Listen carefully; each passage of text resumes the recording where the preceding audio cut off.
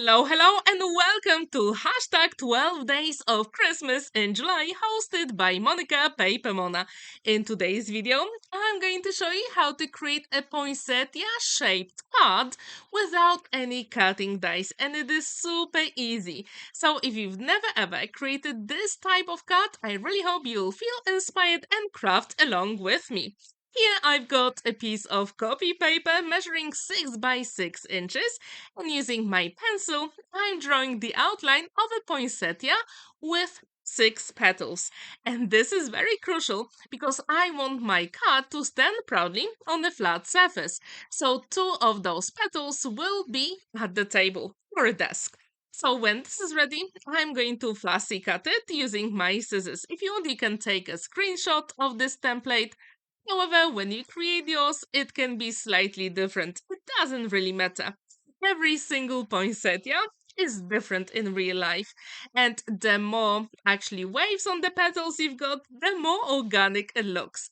So as you can see, this is super easy. I decided to leave that circle in the middle of poinsettia, so that will be the way to actually adhere all the elements together.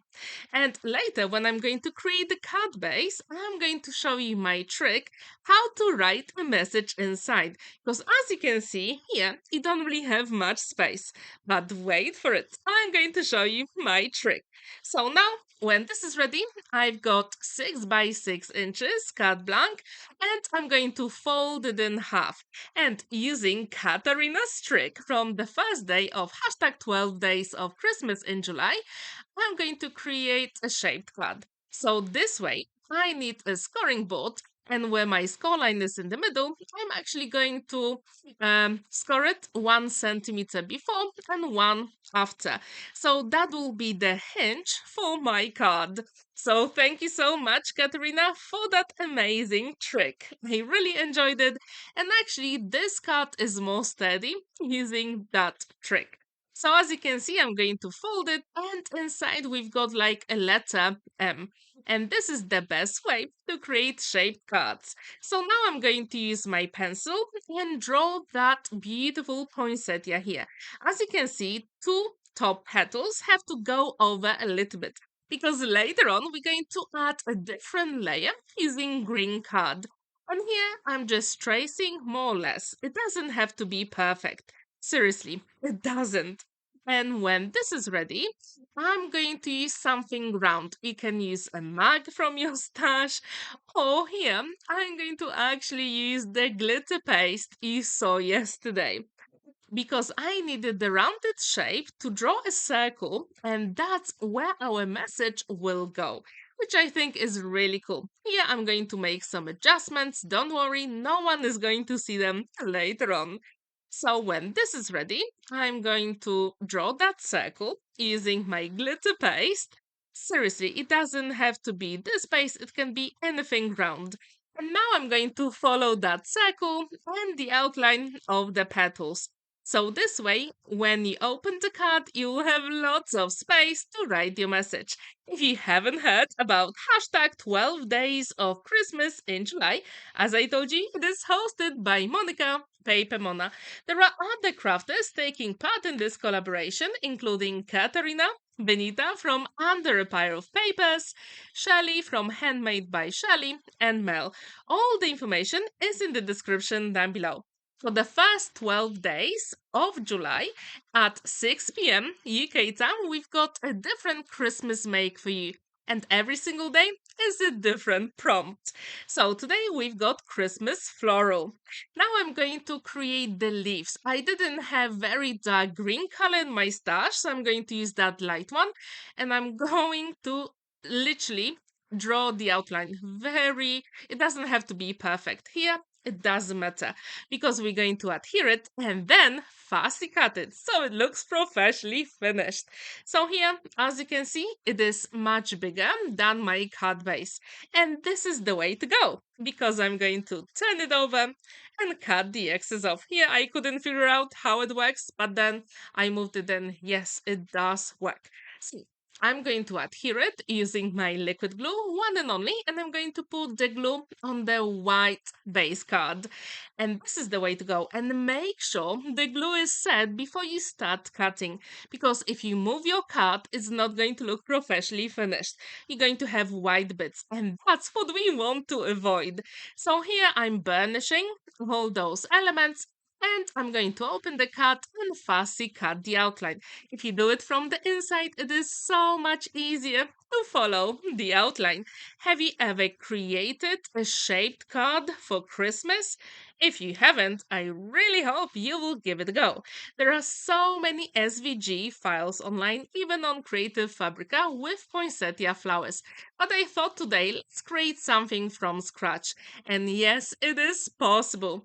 So I do encourage you to play with whatever is in your stash and then try, use our prompts, and then you will be ready for that Christmas season coming actually very soon.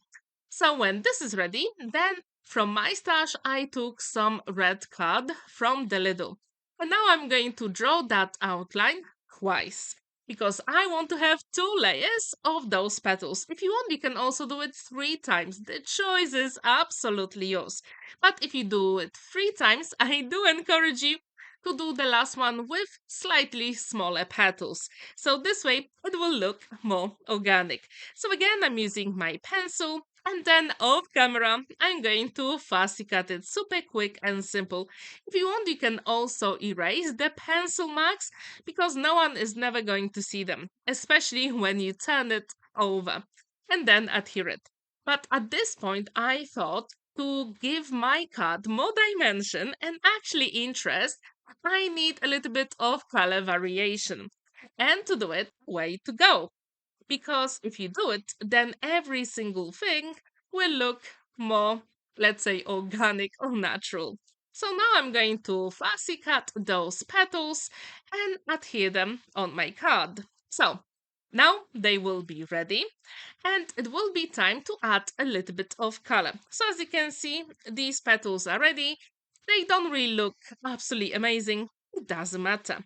So I've got two green distress oxide inks and I'm going to use my ink blending tool.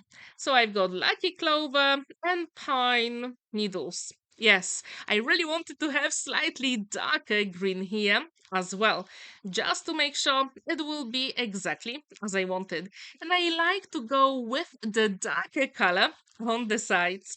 And when this is ready, from my stash, I also took some red distress oxide ink, but to be honest, it was nearly exactly the same color as the cardstock.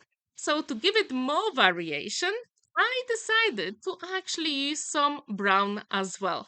And I think it worked perfectly fine. So my card base is ready. Now let's add the color to the petals. So I'm going to have a scrap piece of copy paper and then I've got that candied apple. It didn't work. So let's move on to the brown one. And this one is walnut stain, I think. So I really want them. How often do you use inks for your ink blending when you create your Christmas cards? And if you do have your favorite color, please let me know in the comments down below. So as you can see, it goes pretty smoothly, pretty quick. And the last thing we need to do before we adhere all the elements together is to actually shape the petals. And again, you don't really need any special tools because I'm going to use my fingers to create like a wedge. It is super simple, quick, and very effective in the end. So when the petals are ready, as you can see, we're not going to see the circle on the card base because that will be covered by the red petals. How cool is that, right? So now I'm going to shape them using my fingers, super quick and simple. And if you'd like to take part in this hashtag 12 days of Christmas in July, hosted by Monika, PaperMona, all the information is in the description down below. As I told you, every single day we're going to have a different prompt for you. And I'm sure every single crafter will create something unusual. And I do encourage you to check all the other videos from our collaborators, including Monika, PaperMona, Katarina, Katarina, Benita, Shirley, and Mel.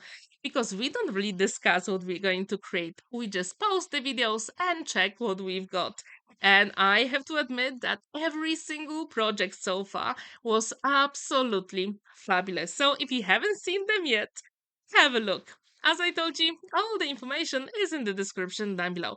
And at this point, I thought maybe I can add a little bit of glitter to make my poinsettia even better.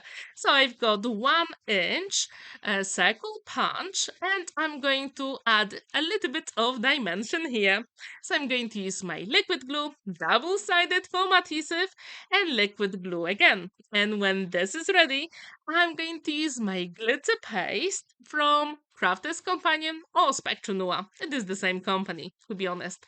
And I'm going to put it in the middle of the flower to add more interest, but also a little bit on the petals as well. And I think that works so well. How often do you use glitter for your Christmas makes? Please let me know in the comments down below. And if you have your favorite color for Christmas, that would be absolutely amazing. Do you prefer gold for Christmas or silver glitter? Which one is your favorite?